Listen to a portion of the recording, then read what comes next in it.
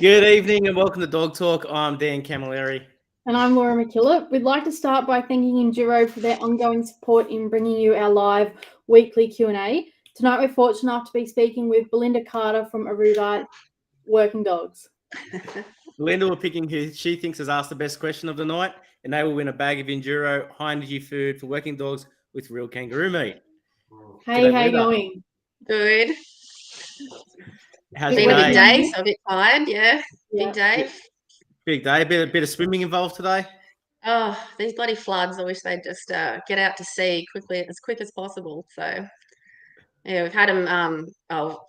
We've had about 2,000 acres of under flood water, about 10 meters from the house now for 3.5 months, 3 months, Wow. and now it's coming on the back of the feedlot where I work. And yeah, fun and games moving animals in flooding paddocks. Oh, yeah. Were you ever did you have any plans if things did get this bad, how you would go about it, or Oh yeah, it's all been done in stages, and because we've got multiple levee banks, so stage one, if that levee bank went, and now the second levee bank went today. So, I mean, none of the animals are at risk at all, but it's you don't want to jump the gun and move everything and get them off the oat crops and that to just sit in yards. So it's just been as we needed to, and then it's not going to be a what's the word, a flash flood or anything. It's just levees, paddocks filling up slowly. Mm-hmm. Have you guys seen anything like it before? I haven't. I grew up in the Blue Mountains. I'm from bushfire country, so where I'm used to Hawkesbury floods where it's been and gone. This is just hanging around, and welcome to Mozzie land. I didn't realise you were a Hawkesbury person. Yeah. I grew up in the Blue Mountains, and I cut my teeth at Londonderry Pony Club, and I went to Londonderry, so wow, what a small world. I used to live at Osborne Park long before Godolphin ever renovated it. So wow, that is a really small world, isn't it? It is. I did not realise that at all. Yeah. And what's the predictions there with the water? Are you expecting any more coming? Yeah, there's the peaks go past, and at the moment they were really worried about Deniliquid. So I mean, lots of sandbagging there. All that water eventually comes down to us, but apparently it dropped today. So it's just hard to predict, because if it spills over someone else's upstream, or you just can't predict the water, because some poor farmer gets 8,000 acres under, it takes the pressure off us. So. Or the flip side, if someone's gone and done illegal banks and they're going to push it further down here. Yeah. Absolutely. So, we'll jump into it. Do you want to tell us a little bit about where you grew up and sort of what led you to where you are today? Yeah, I grew up in the Blue Mountains, and always loved dogs and horses. Begged my parents for my first horse. We knew what you meant. Yeah, I know. It's been a long day. And yeah, Dad was like, "Oh, there's a free horse. You can go and get this free horse." I didn't know what the pretty marks on his neck were or anything, but I didn't care. I had a horse with 4 legs and it neighed. Ended up being a standard bred. And yeah, I think that's always been in my personality. Everyone said, "Oh, you can't do anything with that horse," and I was like, "Watch me." Off I went, and I'd spend my school holidays at Chris Chugg's, and I show jumped, and I went to Sydney Show Jumping Club with this standard bred that everyone said, can't do it. And I'm like, well, he goes over jumps, and we get around the course. And then I ended up, so I've had the horses, and then when I left home at 18, I wanted my own dog, and it was Kelpie, cattle dog. I just wanted something that I could just go out horse riding with, look after itself, didn't have to babysit, had a bit of brain about it, and I ended up going with the cattle dogs. And yeah, I've had them ever since I was 18. And then Kelpies are recent. Went off and did a zoology degree, then ended up sales repping for 10, 12 years. I looked after veterinary sales repping. I looked after dairy portfolios down Nower and that. And then 2018, finally did the big move out of Sydney, moved down to Albury. And then when was it? Year and a half ago, went 4 hours west. And yeah, I've been out here ever since. And so yeah, it's been a real transition from weekend warrior, going out to Erskine Park, the herding out there, doing it with my cattle dogs and stuff. And then coming out to the Andean Station, which is where I'm now. And why cattle dogs? Why was that your flavour? Oh, because again, I don't like following the crowd. Yeah. That ruled out the black and white variety. And like I just love Aussie dogs, and I like, you know, I had my own Murray Greys for a while, and you know, I've got stock horses now, so I do like anything Australian. But yeah, I just like the attitude and the fact that they could look after themselves, and the intelligence. And at that stage, I didn't have the pressure of needing like stock dogs. I just liked the breed, and then started going on weekend herding. And but I had then I got into some pedigree ones, or I researched some bloodlines, and I got bloodlines from a lady up at she'd been up the Hunter Valley, and she was probably a bit like me. She culled a lot of dogs, Yeah. but if they could go out into her back paddock and bring her cows, then they bred on. And so, you know, mine have got a little bit of gather and all that in them, and it's just, you know, I started off with those ones. So yeah. And you're still using your cattle dogs today? I am. So that always just started off as a bit of a hobby. Just I like genetics, and I like seeing how much I could improve them. What could I add? A bit of this, bit of that. And now I've found myself at this feedlot backgrounding operation that, yeah, they come in handy. Like, you know, we have 12,000 cows, 12,000 cattle on site most of the time, and yeah, I've got to push them around pens, and yeah, a bit of grunt dog is quite handy now. Yeah. Was there someone that inspired you? Someone who actually helped me 5-6 years ago, and I was importing semen from overseas because I was just trying to find footage of good cattle dogs working, and it's as rare as hen's teeth. So any dog I could find, no matter how much it cost me, I imported the semen, and that's where I've sort of led me to the dogs that I've got now. But years and years ago, again, I'm not shy. I you know, I was a kid with a standard bred, and I contacted Chris Chugg, you know, Australian top name show jumper. Yeah. And off I went with my standard bred. So I would just start messaging Tony McCallum and say, "Hey, Tony," and yeah, he had a lot of insightful stuff about what the breed was 50 years ago, 40 years ago, and what they should be. So at that stage, I was probably trying to make, because I was going to the sheepdog club, I was trying to make square pegs fit into round holes. But that sort of got me back on track, and now I've definitely got square pegs in square holes here. Yeah. What was some of the best advice he gave you? Most of the advice was more just keeping me on track with what I should be aiming to breed. So not softening them, looking for that intelligent dog, you know, a dog which worked both ends, not just, you know, bash and grab at the heels and chase. So yeah, no, that was, and he was good too, because he'd give me very, very brutally fair criticism on my videos. But he'd also not be the, you know, a breed basher type person. You know, like like a good dog is a good dog. So definitely. Yeah. And when you were looking for that semen, was there somewhere in particular that it was coming from, or like a country or an area, or? Yeah, surprisingly, the Americans love them over there. I mean, you know, they're still not as big as, like, you know, your cattle bred collies and stuff. But there's a lot of ranchers using them, and I found a guy in Kansas, Brett, and yeah, and in the end, like, I've sent him a dog. He sent me lots of semen. Yeah, and then from that, ended up a trip over there. I actually went and watched a little cattle dog work on the Flint Hills of Kansas at Mush Rush Red Angus. And that was good, because I just, at that stage, I'm thinking, oh, they're not really a paddock dog. And this little bitch was really, really good, knew a job. And that's since led me to realize that with training these guys, they're, you know, it's not like a Kelpie pup and you drop them on the ground and they instantly go to work. These guys, once they know their job, like, their intelligence levels carries it over where they like show them the job, and then they'll do it all day long for you. So does that make sense? Yeah. And we hear over here, like, where people might use them where they need a little bit of grunt, like you said. Were they using them any different over in the States? No, just pretty much, particularly like in feedlots and stuff, and here. I certainly use them.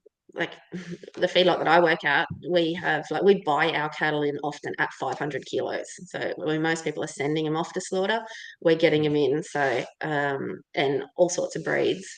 So just I could send a flock of kelpies in, or I can just send one kelpie and one little bodyguard with that kelpie, and the kelpie gets into the right position, and the cattle dog learns to back the kelpie up, and I can get most jobs done with just those two dogs.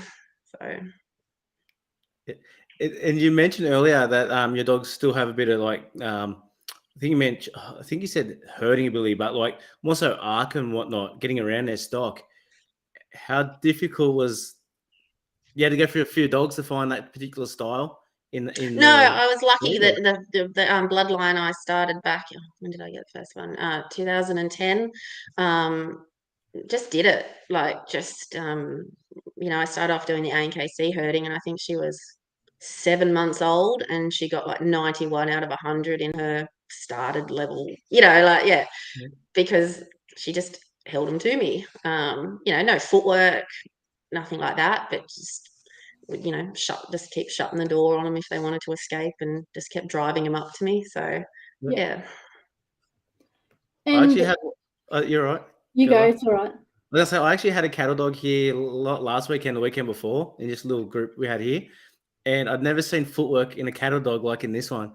It was amazing. I was just like, is this thing wearing a suit? Like it was so cool to see. And we get a few cattle dogs through here, but that one was like proper special. I was like, wow. And I actually sent that lady your way, so I hope she got in contact with you. I can't Hopefully, remember because it's just finding, like, I think there's still a lot of genetics hidden in there to not resurrect the breed, but get it back to its former glory. It's just finding them. It's just it's just really hard finding them. And you've got you started that new association. Do you want to tell us a little bit about that and what you guys are doing? Yeah, that's just come about from wanting to try and start a registry to record these dogs, anything which phenotypically looks like a cattle dog and is working, and and trying to support people, because you know what it's like. Well, I know what it's like.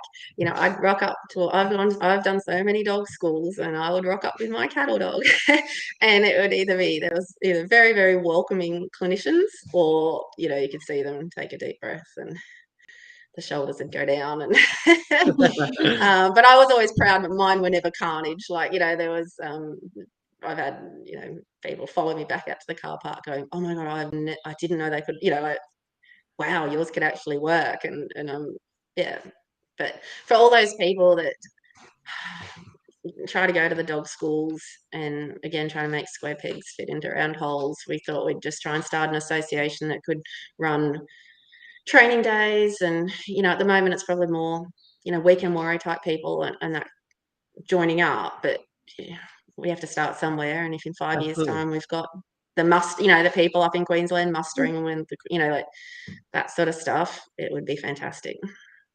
Yeah. And you guys had a trial a couple of months ago. Yeah, so they had the Great Cattle Dog Muster. So if anyone understands the history of stompies and cattle dogs, they were developed up at Musselbrook. So that was a big celebration of cattle dogs and stompies. And we ran the working trial there. I had no idea who was going to enter. I had no idea of the standard. We ran a clinic the day before. Kenny Robinson, Three Sheep Kenny, he was very gracious and was our judge, and he couldn't have asked for a kinder judge. But again, surprisingly, like, we had roping steers, because you're not going to get 2,000 head Angus donated for our trial. So we had roping steers, and they're a little bit tough actually, because they've been trained to bust out the gates and then turn around and return back to the gate. So there was quite a strong draw on them, and there was actually so much heading ability, blocking up. I'm not going to say clean heading, but they could stop and roll the cattle back and turn them back 180 and push them back where they were meant to go. And that was quite pleasing to see. Yeah, that's awesome. Have you had any? You're right. Sorry, keep going. And I designed the course, and so there was no cast because, again, I went through that stage where I was just trying to make them work like Kelpies and Collies, and I thought, oh, the trial doesn't have to be the same, because these guys are really good at pushing stuff. So eventually our courses will have things like, push the cattle over a tarp on the ground, push them over a log on the ground. The pickup is out of a tight corner. So yeah, hopefully it grows. I've got my employer JBS is getting behind us, so nothing like a bit of money incentive, prize money that might bring people out. Absolutely. And you mentioned Tony before and Kenny there. Has there been anyone else that's really helped you grab the wheelbarrow and push it along?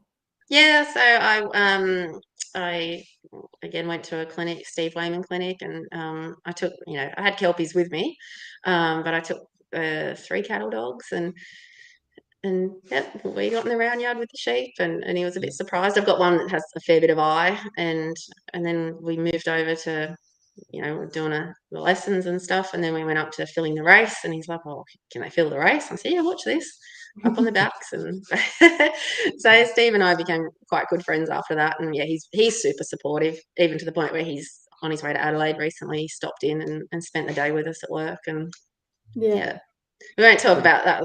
The day that my wonderful, wonderful Maine Kelpie decided that he'd never seen a sheep before in his life. And always the way.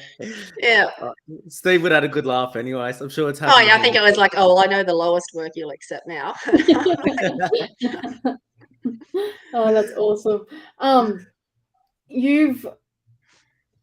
I have no idea where that was going. Sorry. No, you're right. Well, I got you there. Oh You no, and then mentioned I suppose the other person who's out of the blue contacted me a while ago, and I pick his brain a lot, is Ricky Jones. So he can see, again, he's, I meet 2 different types of people when I've got this breeder dog with me, and they're either the people who are like, you know what, a good dog is a good dog. I can appreciate running one of these with the Kelpies to pull up billy goats and all that.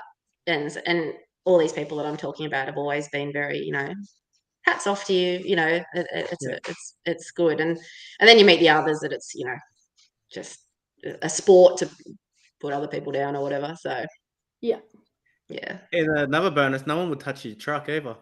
No, but I don't mind. I always say that mine, they'll have a bark, but I don't do aggressive cattle dogs. So yeah.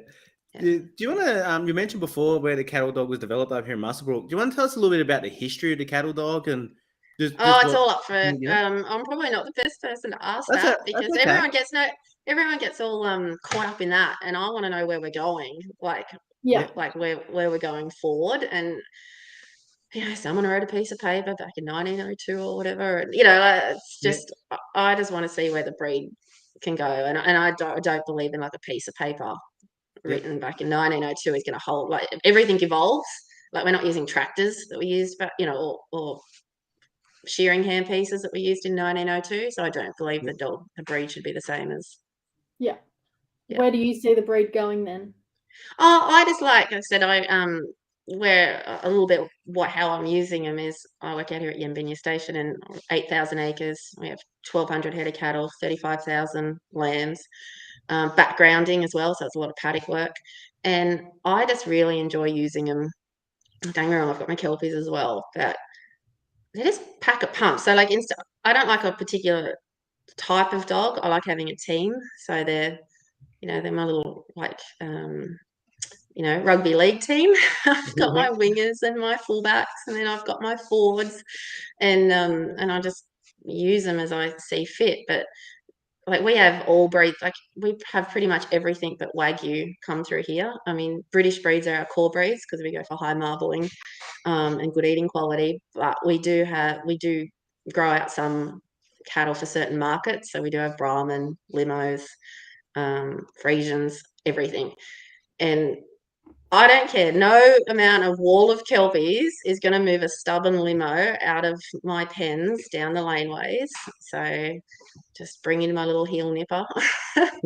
And so there is a certain place for them here.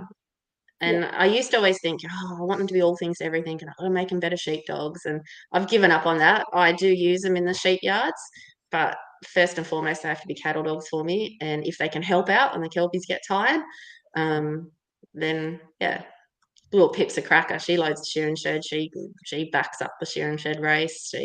Yeah. Well, because I've seen some videos on your Facebook, and you've put them in a few groups on Facebook and stuff, Yeah. and it always gets a lot of comments, which is awesome.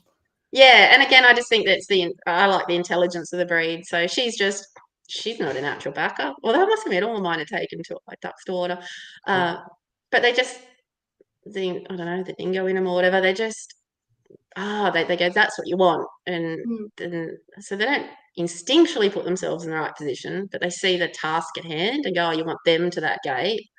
I'll do it. I think the most important thing to teach them as a breed is gears, not sides first, but steady, slow down. We don't have to move them all at a rate of knots. Yeah, absolutely. Yeah. And mentioning just how intelligent they are there, do you find them a bit cautious as well? Or you got to Oh own yeah, their there's always that. confidence? Yeah. Yeah, they're not everyone's best friend, and they are certainly totally devoted to one or two people. But again, that's Kelpies love working. I refer to Kelpies because that's another breed, but like they love working. These guys love pleasing you. So yeah, and anyone who's had one knows that. So Absolutely. And how about bark? Are you using bark with your cattle dogs? oh no, they don't bark. They don't. No? They just use their teeth. They don't ask. They just tell. So But You're Laura. I was going to say, obviously using both, your cattle dogs and your kelpies, when they're pups and you start training them, do you do things similar or are they completely different? I'm doing it a lot different now than I was, say, 5-6 years ago. If a 12-week-old cattle dog pup can't pick itself up off the dust, like dust itself off after being rolled by a bit of pushy it's not going to make a cattle dog. So, and I do think, you wouldn't do that to your Kelpie pups. You wouldn't knock the confidence out of them. But I think my cattle dog pups, I like them to learn to use their brains, not their brawn. So if they sort of get sat back on their butt a little bit, they start to think, okay, I have to be a bit more tactical, not a bull at a gate. Yeah. So I'm not saying I set them up and I throw them in to get hurt, but if they want to pick a fight with something and they lose the fight, that was their own silly fault. Yeah. Yeah. No, that's cool. Sounds brutal, doesn't it? But you need them tough, right? yeah, and yeah, they need to learn to use their brain, not use their presence and brawn straight away. Yeah. And obviously that also comes into picking your pup, but is there differences you want when you're picking that 8-week-old pup? Or are you picking a pup that you like, or do you have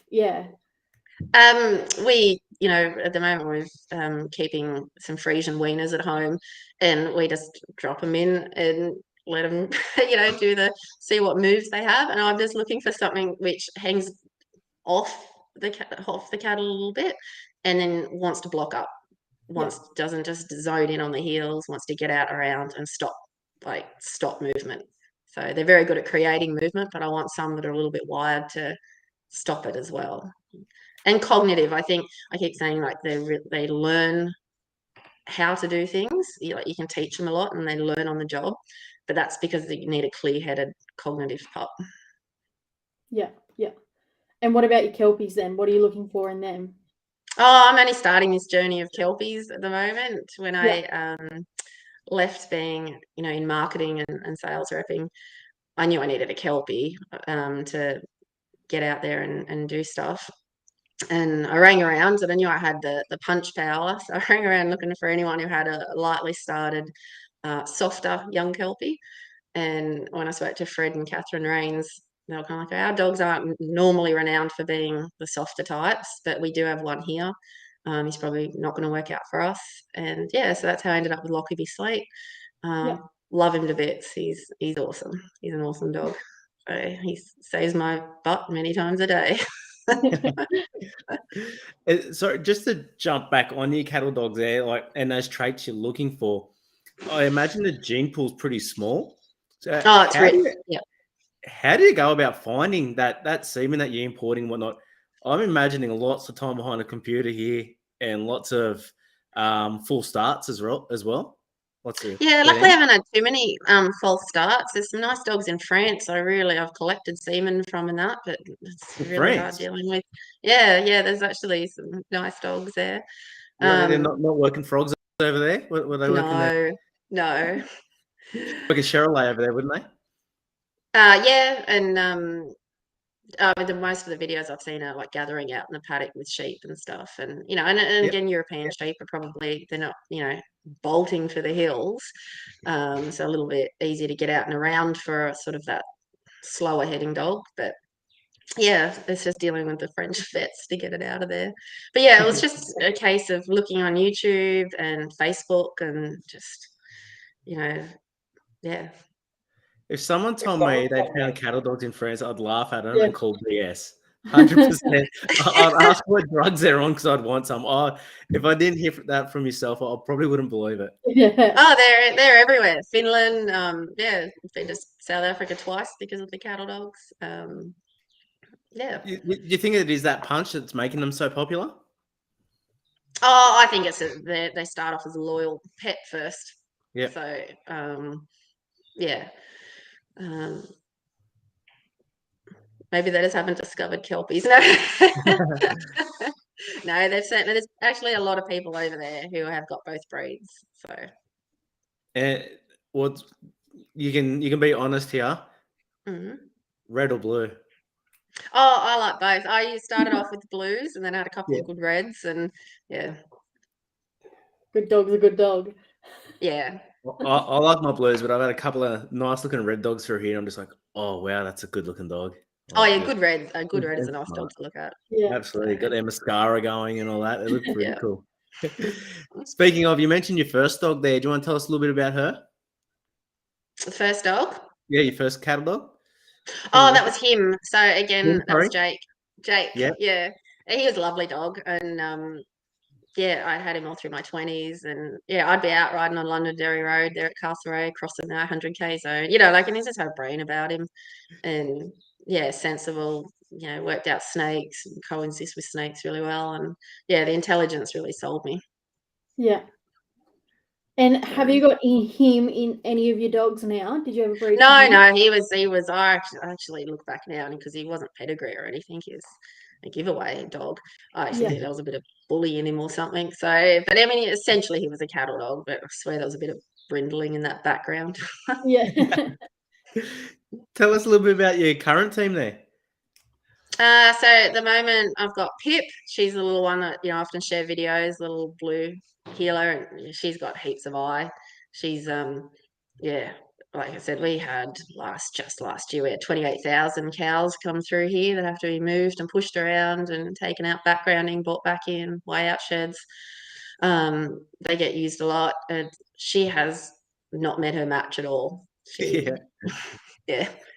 I mean, there was one day there I thought, oh, you might have met your match here. We had to push up. I think he went out at about 960 kilo Angus bullock, and he wasn't too fussed to leave his pen. And I think it took the third good head bite before he actually turned and went to the gate.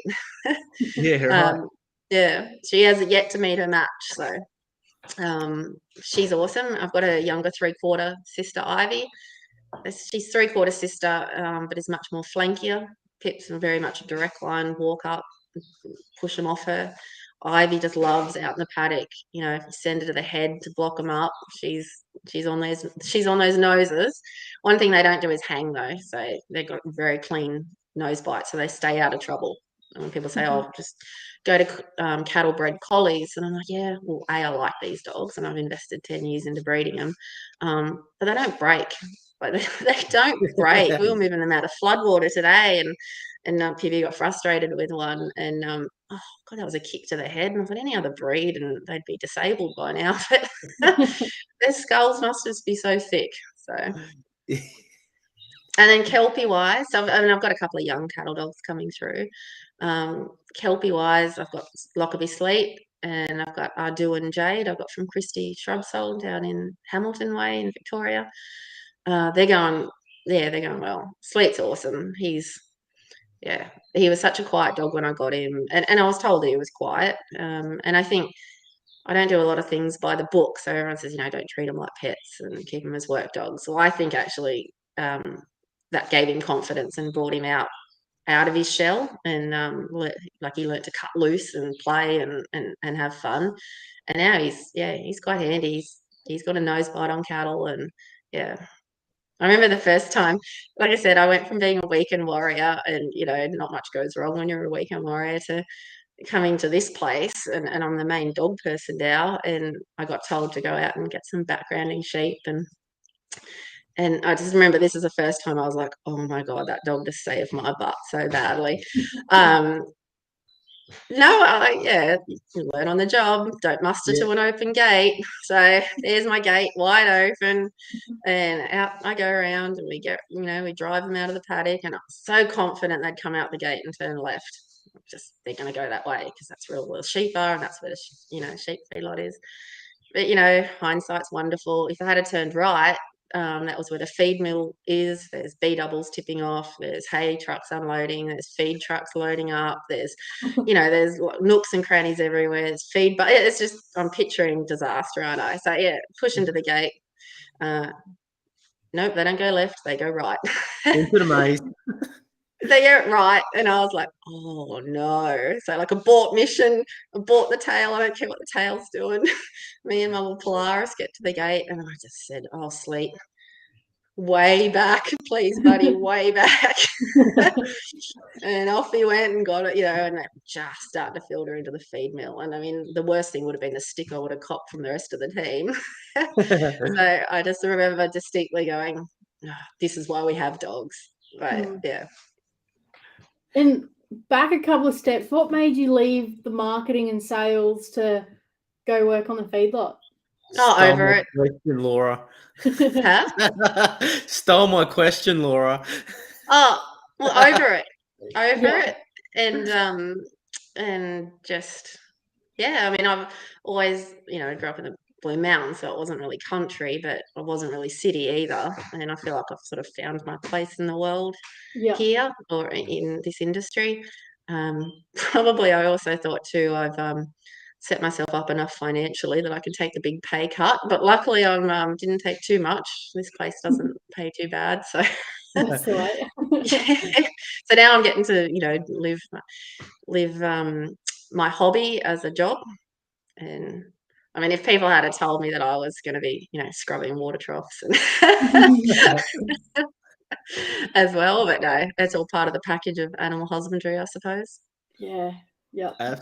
Absolutely. And just back on your dogs there, and we're talking about how quick your cattle dogs learn. How about trainability? How do you find the trainability of that particular or your line of cattle dogs there? Oh, I mean, there's still a lot of dog, and they're still quite willful dogs, but as long as they want to please you, and it's something a little bit hard to do if you're only doing stuff on weekends, or you've only got sort of trainer stock at home. But the same as with the young horses, they say wet saddle blankets make good horses. I really do think sore paws and long days make this breed. So they learn to do it a bit smarter and not just with their sheer grunt. Mm-hmm. And if you have something that doesn't show a lot of sheer grunt from the get-go, do you spend a lot of time trying to build that, or do you go, all right, that might be for someone else, and let's go down and find something with that bit of go? Yeah, there's actually been a few that I've moved to other people that just wanted sheer grunt. I actually want I don't want I want the sledgehammer that I can turn on and off. I don't want the sledgehammer 24/7. So I actually like them to be a little bit more, how do I say it? Not softer, but have a little bit more sensitivity to their stock. Yep. Yep. And you mentioned earlier you like a bit of a different sort of style of team. You sort of don't want them all the same. Why is that? Probably because of the variety of work we do here. So, and yeah, so we've got a lot of sheep in feedlot pens. We have to kick them out, take them down laneways. Then a lot of paddock jobs. We have properties over the road, so there's a lot of bringing stock up and down roads. There's like all the cattle as well. So there's like pens of Friesians, pens of Limos, pens of Brahman, pens of Angus. I mean, most of the time these days it is more Angus and Herefords here, but we still have those ones come in. So it's just being able to pick the dogs that I think will do that job. And also too, like we get our job sheets in the morning and it's stock work for 9 to 10 hours a day. So I can't just keep using like the number one dog like all day. There's a lot of concrete in the feedlot. The shearing shed, the graded floor is tough on their feet. So it's just managing them as well. Yeah. Do you guys educate your stock in the feedlot, or they're not around long enough? Yeah, we'll see. Yeah, we turn them over every 100 days. So about 12,000 on site at any time. They come in. Again, we don't know the history. They're all sale yard cattle. And yeah, so we just teach them to move off stock, to move to the gate. Like we don't get to do, a 3-day weaner program or anything like that. We just don't have the time. But they certainly get a bit of predictability in their life. Like, someone comes into my pen, I move there, I move off the dogs. Particularly in the wet conditions at the moment, it's much easier to send the dogs into the pen to clear them. So, and we're not asking the dogs to do a lot. We just need them to get to the other side of the pen, and then our education, So we must be doing something right. I always think to myself, like I could be doing, always striving to be better. But then I think, we've got store-bought cattle here that, one just graded 9+ marble score. So to get that quality of meat and the tender meat that we keep grading excellent, then happy cattle, low stress cattle. So yeah. Very interesting. Like, a lot of people will talk about doing that, 3-day weaner program and everything, and you guys just don't have that opportunity to do it. So to see, like, you explain how you guys are teaching them in a similar but different way, it's very interesting. Yeah, and I mean Ben, who is the manager here, is also my partner. He's really, really big on education. So before I started here, he had Neil McDonald come in and teach the other staff members about stock handling and anyone who did have dogs. And then since then, we've had Chris Sellers come down, and then we're going to have David Murphy come from the horses side. So staff education and work animal education is really high on the agenda here. So yeah, I'm a sponge. I don't have to pay for all these schools. I normally have to, I'm off paying for all these schools, and now we get to do them at work. Yeah. Well, it's an investment in your people, right? Oh, it's an investment in the people and the safety and just the quality meat. So yeah, we've got a new line of meat here, or beef Portoro, which is really, really high graded Angus and Hereford meat. And yeah, we can't be having high cortisol levels and bruised animals, and there wouldn't be any profit in what we're doing, because if we don't have a lot of lambs in at the moment, just because the price of grain with Russia, and and I'm glad we don't, with all the rain. Yeah, We want to be looking after them. So a lot of steak on the menu then. Yeah, we get it pretty well looked after. I can't go to the pub now and get a T-bone because Direct. yeah, I know. I'm like, yeah. We've spoken a bit about breeding tonight. Do you breed many pups yourself? Oh, probably at the moment 2 litters a year. I want to slow down a little bit because it's so hard now I live out in the sticks now compared to Sydney, so everything's a little bit harder. Even just all the semen stored over at Wagga. I used to have the luxury of just run down the road and get a progesterone test, and now everything's a lot more planning. Yeah.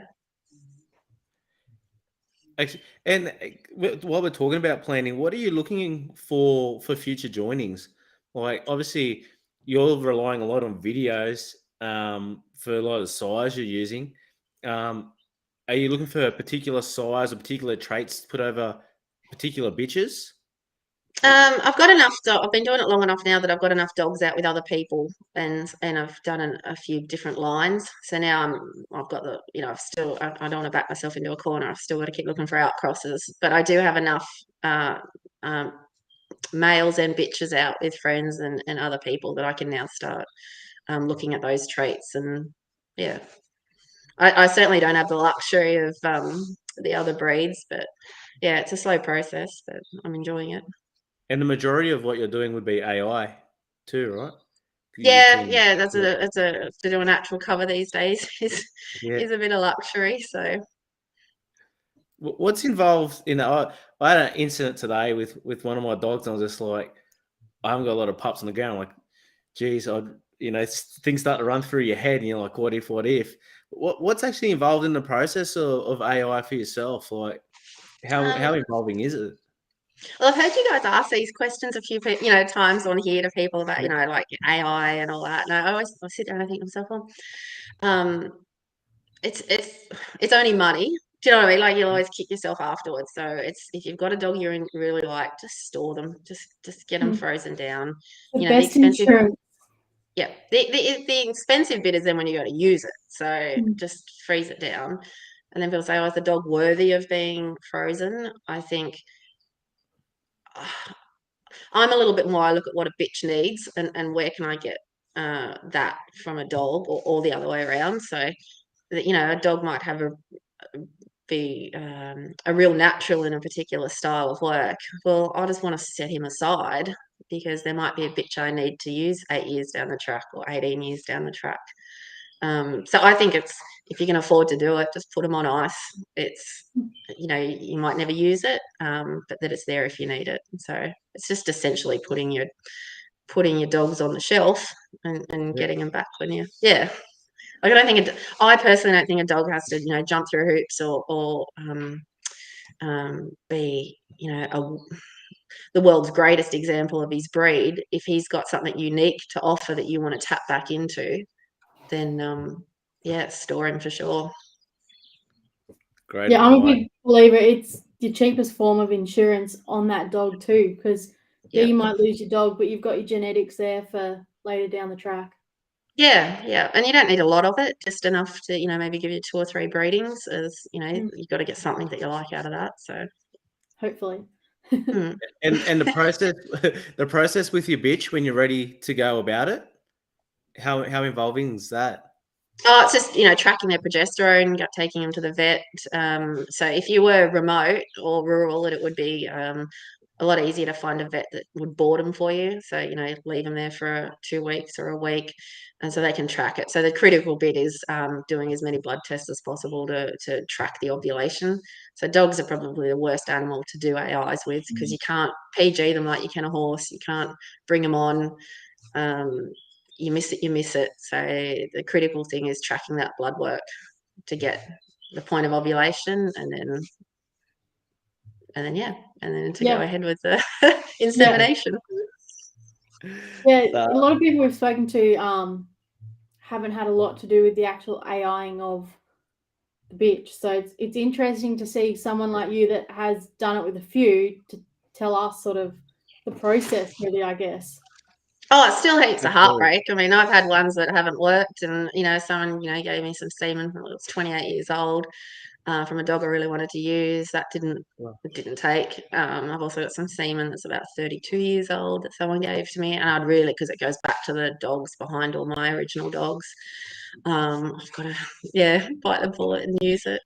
But yeah, it's AI. I just got a phone call from the horse vets today that my mare didn't take, so let's just that's a do it. Yeah, it's only money. Let's just do it again. The service fee was 4,500, so I think I'll keep trying. Yeah, And you said you've been investing in this for like 10 years now into the breed? Yeah, it's just you sometimes have that, the AI didn't work, or just go, right, that's it, I'm done breeding, and then 3 weeks later you go, oh, but I wonder if that cross would work. Yeah, that could give me what I'm looking for. And are you line breeding or like to like? I have to line breed because I don't have I'm looking for outcrosses, but at the moment I am grandfather, granddaughter, half brother, sister. I've got to be really mindful of it, and I have hit a point in the road that hence why I was looking at France, and I do have some other dogs stored so that are outcrosses. It's not just using them for the sake of an outcross. So they've got to bring something to the table, and I'm looking at the current bitches I've got, and I'm wondering if they will match up. But it usually comes to me at 5 a.m. in the morning, or And speaking of your bitches, do you believe there's a particular influence that your bitches have over the pup more so than the dog does, or dogs is leaving their stamp over the bitch? What are you seeing in what you do?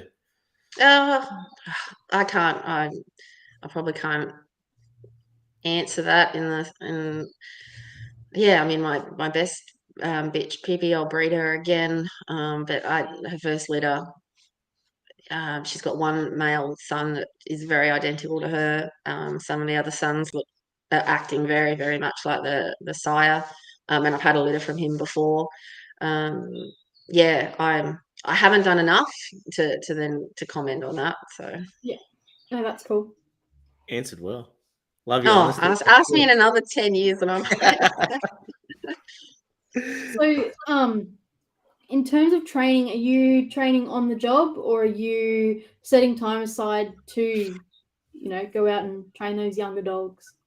Yeah, we do have some training cattle, like the Frisian cleaners at home, and a couple of merinos. But I had my third knee reconstruction last year, so I'm not too keen on those, those sheep which just fly at you. Yeah, I get out of the pen. I don't need a fourth knee reconstruction. No. So I do use them a little bit, but and then like we are lucky here, so we've always got mobs of sheep handy that we're allowed, other staff are allowed to train the dogs on, training cattle, which is usually, we don't breed cattle here, but the amount of people who send heifers through the sale yards pregnant is amazing, late term pregnancy. So we let them calve out in the paddocks. We've got a maternity paddock, and so then we end up with a whole bunch of weaners that we'll use as training cattle. So at the moment, I've got a young Kelpie bitch I bred. She's about 9 months old now. She's probably 50-50 at the moment. By 9 months old, I've taken her on jobs and just let her learn on the job. But then she's also had a little bit of time getting, some buttons, the buttons put on her. Left is left, right is right, stop is stop. So. And speaking of, do you have any milestone expectations for your pups? No, I very much don't do anything, not much by the book at all. And one of the things, I just let them just go. I don't feel the need to grab every stock opportunity to expose them and that, because we've got work all day, every day here. So there's no missed opportunity because there's plenty of opportunity. So it's more if I'm in the mood, if it's been going well, and yeah, I don't really have if they want to go a bit quicker. If I've got some which are, I'm trying to think of the best way to answer it.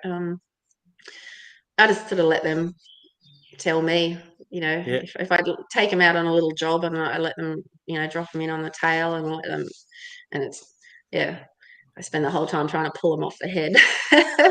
Then I might just steady them up a little bit and do a bit more in the training pen. Do you find that you give your cattle dogs a little bit more leeway if they're not coming along as quick than you do your kelpies? Hold on to it a little bit longer. Yeah. No, I haven't bred them. I've only done one Kelpie litter, and I quite like them. The bitch I've got at the moment is probably short-heading a little bit at the moment, but I'm going to forgive that for a while because she showed the opposite when she was a little bit younger. But yeah, I was listening to the Pip Flower one you did about the hunterways, and I actually thought, yeah, the cattle dogs, they're a little bit hard to have a set pattern for training. Like they really need to just to learn on the job, and just the best teacher for a cattle dog to pull itself up isn't me. It's the stock. So and when I used to do pet lessons with people, because I owned a dog training business in the Hawkesbury for between 2005 and 2008, and I used to say to people with pet cattle dogs, and they'd be like, no, and like I say, they're bred to get kicked in the head by a cow. They can take a bit of pressure. So yeah, I think that they're just coming out to jobs with the cattle dogs and just learning on the job, and they have to learn how to interact with the cattle as well, so they can put themselves in some um, they're the forward pack, so I don't want them getting injured, but they have to learn. I can't instruct them how to deal with the cows. They have to get a feel for it. So Pip, she's just turned 3. She has the best front foot bite. She can go into those feedlot pens and she stays out of trouble. And I think it was just from learning on the job. Yeah. Yeah. And Learn any the hard way. advice? Yeah. Any advice to someone picking their first pup? I don't think. Not really. Yeah. I haven't been around enough to. For me, if it's a cattle dog pup, it's got to be cognitive. It's got to have a thinking brain about it. Not the most dominant pup that's bashing up everything else. Not the one that's hiding in the background. The thinker, the planner. I think that's the best one. And as for kelpies, like I've always said to myself, geez, these guys are so much easier than the cattle dogs. So I'll just pick the one that I'm attracted to. So Yeah. There's a question here from Ben Lemay. He's saying, when you're talking about teaching like a cattle dog to change gears earlier, it's in relation to that. He said, in teaching them to change gears, how do you actually teach them to slow down? this I will do a little bit in the training pen with just exact same as like a walk up with a kelpie, like just a straight line walk up behind, and just getting them to start to feel a little bit of the bubble and just um, using a rake, using a bag on the end of a stick and just getting them to start to pull themselves up a little bit, with a word like steady, and just so they start to learn that. But I see that the gears really start to kick in when they've done that saw pads, wet saddle blankets, and And are you asking them to go sideways when you're doing that back in the training pen, or are you asking for a stop just so they start to pull up a little? A straight line stop, because they're not. Yeah, I mean they'll balance a little bit to me and they'll gather to me, but they're not gonna be a sort of a sideways. Oh, how is that? Like they drive in a straight line. So yeah. So It's more, so and when I say gears, it's more about like how much pressure they apply. So they're a breed which likes moving heaps. They don't have any stop and hold, stop and cover in them. And it's interesting because everyone sort of says, oh, you got to do it by the book and stuff. So, if it was a collie or a kelpie, you want them to hit and hold a cow, all this, hit, hold, let the cow move off them. I can't fight with a cattle dog that much to say you must hit the cow and then halt when it goes against everything in their DNA. So a few people have said, oh, that's a tail turn. And it's not. I'll use Pip to say push cattle out from trees or push cattle, and I don't need to ram them out with a sledgehammer. But I need a dog with a bit of grunt to bite them and then obviously let the cattle move off her and give them relief. And the only way I can really get that with her is to let her hit them and then retreat a little bit. So it might look like a tail turn. It might look like she's leaving the pressure, but she is leaving the pressure. Like she's not. She's just not leaving the pressure because because she's scared. She's leaving that pressure because she understands that we just need to tap them out from the trees, not sledgehammer them out from the trees. So she will like go up, hit her front foot, come back a few meters, pick her next troublemaker, walk in on that one, hit that one on the nose, come back a few meters, and by that stage the cattle are starting to walk out from the fallen timber, not race out.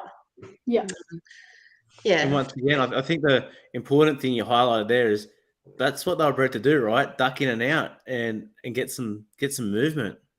Yeah. I mean, they start movement. So, and that, again, why do I use them? And I can see the benefit now. But I'm not going to say they're unbreakable because I'll jinx myself and I'll go out tomorrow, but like they don't bust, and they're lightning quick. They don't hang. They just like they get in and get out, and the cows learn a very quick, swift, sharp lesson, and yeah, and the presence too, like the presence that they've got, like they, sometimes poor Sleet, I'll know that the pen of cattle are really, really well broken in when I can just send him around. And he's getting quite tough. I mean, he's a true blue Josh dog. So, and he's starting to get his cattle DNA coming out of him. But quite often, if he's going around, he'll draw cattle onto him. Like cattle just will chase him. Like that. Yeah, the presence isn't there. Whereas Pippi goes in or Ivy goes in, and yeah, they might walk up and sniff her, but they're not going to chase them or do anything. So yeah. My miniature stretch cattle dog just ran inside as you said that. Good. Come here, Cap. Say good day. See, you picked him because he looks like a cattle dog. It's like dash hound cross. Come on, mate. That's what I said when they got him, because they got a cattle dog like a day later, and I was like, it just looks like its younger sibling that's not quite the right size.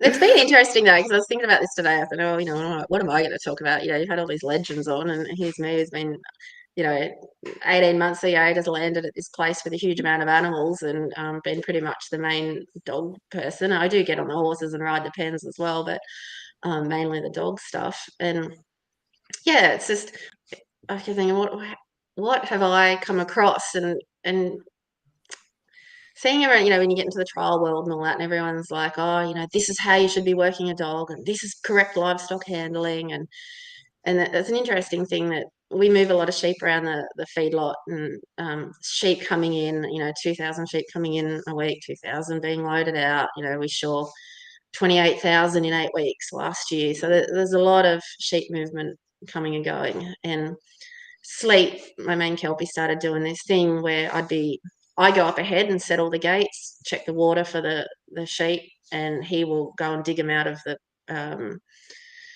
the pen they're in, and then bring them up the laneways, and then bring them to the new pen. And a few times there, there'd be a sick or injured sheep, and I'd just yell out to him, leave it, mate, leave it. And he very quickly learned that if there's a sick sheep or a limping sheep, to drop it off. And a few people said, you can't teach him that. Like, that's like, he's got to bring them all to you. And I thought to myself, well, why does he have to bring them all to me? Because I now have to go and euthanize that sheep. And life is so much easier if I'm euthanizing it in a laneway, already isolated. If he was to go back and get every single sheep, then I'm now stuck trying to shoot one in a pen with 400 other sheep. So I used to think to myself, but why does he have to go back and get them all? Like, this suits my job. Yeah. Him making those decisions makes my job easy. And if that means that he 1 in a million chance that he might do it in a trial, so be it, because that's a weekend hobby, and this is what I, Absolutely. 10 hours a day. And yeah, it's been interesting with some people like, oh yeah, that's not proper work. And I'm like, but that's the work that suits me doing this job. So absolutely. And you touched on there, like some of the legends we had and what you thought you could bring on to the show. Everyone could bring something on this show, right? And that's what it's all about. Oh yeah, for sure. Like, I mean, there's always something to learn off someone. How many funny stories do you want to hear where I've done stuffed up and lost sheep up at the manure pen? Because 12,000 cows make a lot of manure, and sometimes we get dead ones, and so we make great blood and bone fertilizer here, but it's not fun when you lose sheep up there. Not at all. And speaking of your sheep, and I hate to harp on about your cattle dogs, but back to your cattle dogs there. Yeah.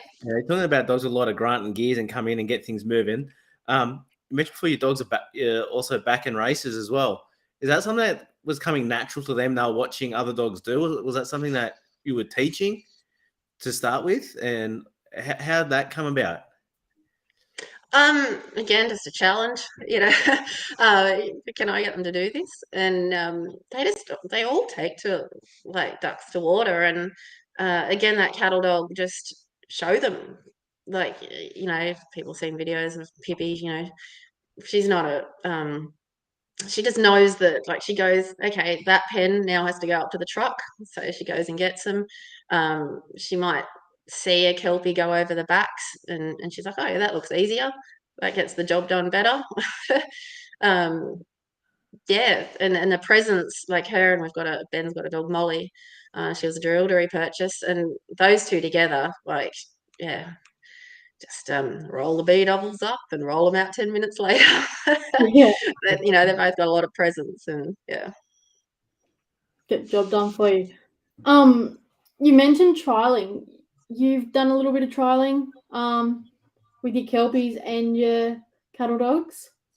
Yeah, I did. Like when I was up in Sydney and doing the weekend stuff, I went through the ANKC system because I had that sort of non-conformist type breed that, the ANKC was started for. And yeah, and now I've done one utility trial and a couple of yard trials and love it. I'm entered this weekend at Carcoar, but I don't think we can get out with the floodwater. I mean, Yeah. I'm living in the shearing shed at work at the moment because we can't get home. So I don't think we'll be going to that trial. I'm in the office at the moment talking to you guys. Yeah, I love the trialing. Can't wait to get back to more of it. So the last one we did was Wentworth, and I ran both the older Kelpies and the Improver, and I think that was like my 5th trial. Yeah. Loved it, and I think my goal at the moment with the trialing is to have that feeling of I don't want to ever be that person who's yelling and screaming at their dogs and, fighting with their dogs out there. So my goal, and it was a really nice feeling at Wentworth, was just to really feel like a team with the dogs. We lost heaps of points because I'm standing in the wrong spot and I'm helping them too much. And yeah, but I was happy with the quality of work we did. And Warwick Dillon was the judge, and he said both dogs had, like, you couldn't take a point off them for the pickup and the first obstacle. So yeah, that was a buzz, and it was just nice to feel a team with them. So What is it that got you hooked? competitiveness. We're all competitive, aren't we? Yeah.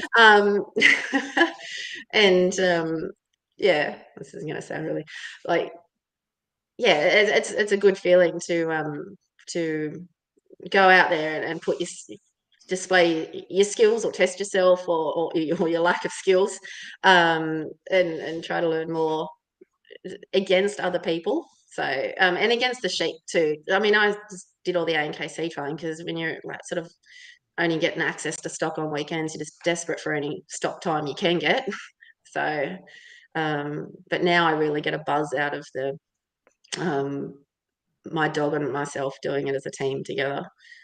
I'm sure once I learn to handle a bit better, as in not lose points and where to stand and draft a bit better. Don't ask Ben about my effort drafting crossbreds and merinos the other day. And I've got no excuse. I do enough of it. But yeah, the competitive streak will probably kick in then. No, All it's right, awesome. there's no better way to let your dog down like drafting or not putting away the sheep. Trust me, I make these mistakes frequently I'm just because I'm notorious for drafting wrong, so always 3 steps ahead of where my hands and where I'm at. I always think about something else. But anyway, sometimes you get it all right as well. So, is there a particular style of trialing that you find more enjoyable, or one that you want to get into more of? I really enjoyed the Finley utility trial. I did throw myself in the deep end because I'd never even done a 3 sheep. I should have got out in the paddock here and just plucked 3 sheep out and practiced a little bit. But they said, oh, there's going to be a Robert Cox clinic the day before and it's going to be for utility. And I thought, oh, good, we can practice the utility course. Well, in the end, it got changed and it was just more of a, normal course. And I was like, oh, here we go. And Kevin Howe was there going, haven't you even done an obstacle practiced? And I was like, no, we're just going to wing it. And I won. Yeah, then I was like, yeah, it was good. So we made it through the first obstacle, and Awesome. And Fail what was on it the about the second. utility trial that left a real buzz or spring What in was your that? step? Sorry. What is it about the utility trialing that left the spring in your step? Oh, well, probably because I've always had the cattle dogs. You know, there was no chance they were ever going to three sheet, and so it was a bit of a buzz to stand there and have that sort of big casting dog, and yeah. So there's a lot to work on there, but I really enjoyed it. Although I was walking the second half of the course, the yard bit, and I'm thinking, why am I even bothering paying attention to the draft? I'm not going to get this far, and I didn't, but that was to be expected, and I was happy with the work that they showed. Yeah, no, that's awesome. And any advice for someone wanting to come into the ag industry? Like you've obviously, done some other stuff before you got into it, but still been involved. Yeah, have you got any advice? Yeah, just do it. Like there's crying out for staff at the moment. Just we can employ more people here, and just it, it always worried me a little bit about like the pay. I thought the pay was really low, and certainly the pastoral award isn't anything to write home about. But there's plenty of places that are paying well above the award. You just ask them. I mean, if you're providing good dogs, good horses, and that's if you just sort of coming from that weekend warrior type place, you've still got good dogs. So if you can still do the job, and just do it. It's not that hard to find accommodation. A lot of places have it on site. And just jump in the deep end. I was so nervous when I took this job. I was thinking, oh, I'm just gonna be the worst person here. My dogs are gonna show me up, like, and yeah, we sort of hit the ground running and haven't really looked back. So yeah, And that's admirable, right? And like you said, like from a weekend warrior, you already had some like dog experience and your dogs already had a bit of an idea. It was just getting the miles under their belt, right? yeah, definitely the miles and goes without saying, sort of just good general control of them, and then you can pretty much have a crack at anything. So I mean, it's not like I turned up and they were like, "Oh, can you go out to that 800-acre paddock out the back and muster it?" And oh yeah, I'll grab my 1-year-old cattle dog. um, Picking the right tools for the job, but yeah, no, it's good. Actually, Just do Laura, it. I who, just say to people, just honestly, don't leave it until you're too old. Like, I wish I could have done this 10 years earlier because, yeah, 4 a.m. starts. I should have been doing it in my 20s, not my 40s. no, that's great advice. Actually, Laura, who was it that said they took a job and they said they had a team of dogs and they'd never worked? Was it Travis? He Yes, I just think winged it it? was. I think it was Yeah, actually. It was someone there from you go. Victoria. Yeah, he Yeah. goes, yeah, I got a team of dogs, and he didn't even have a dog going at that time. He had to go and get one or something. I think he said in Yeah, his chat I with can't us remember today. if it was him or someone else, but yeah. Yeah, but there Yeah. you go. You already started ahead of that game, Belinda. Oh, but I think if someone really wanted to get into this, you could get away, just get your foot in the door and just get one reliable dog Yeah. and get your foot in the door and get started. But it's not even hard to get your foot in the door. The doors are wide open. They're desperate for staff. Absolutely. And is there someone you'd like us to sit down and have a chat with on Dog Talk? I was thinking about this. I mean, there's been so many great people on and lots of people that I've really enjoyed listening to. Uh, Someone who I think would be really interesting is where I got my second Kelpie from, Christy Shrubsole down in Hamilton. She really doesn't trial or anything, but they do a lot of trade cattle, a lot of sheep, and I love watching her videos. And a few times we've talked about uh, like the style of training, allowing them to learn on the job and letting not trying to make them into robots, but keep that thinking Kelpie alive, and how she starts them. I think she'd be really interesting. Not Yeah, someone awesome. probably a lot of people know of, because unless you're out there trialing, people don't really know you, but I think she'd be interesting. Yeah, That's all right. awesome. We'll have to grab some details of her offline sometime. Yeah. Yeah, no, I think just try to think of people who are doing, the stock work, and yeah.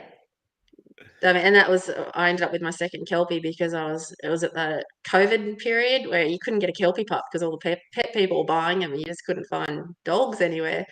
And then I found some videos of her working her main dog Adu and Simba, and I thought, wow, I just really liked what I saw, all different types of work, and I just liked the way his style went and everything. So yeah, I think she could be interesting. That's cool. And because you're very informative on the way that you answered questions tonight, there were a few questions that came in after what we've already spoken about. So Yeah. we siphoned through those. The only one that didn't come through was the one from Ben that we already didn't ask. So we're going to make your job really easy in picking that question tonight. So Ben, if you can send us your details, there's a bag of Enduro coming your way, mate. Really love the way you articulated your questions and answered them. You kind of didn't leave anything. So as the questions go through, like, well, that one's been spoken about. So let's keep moving on. Oh, sorry.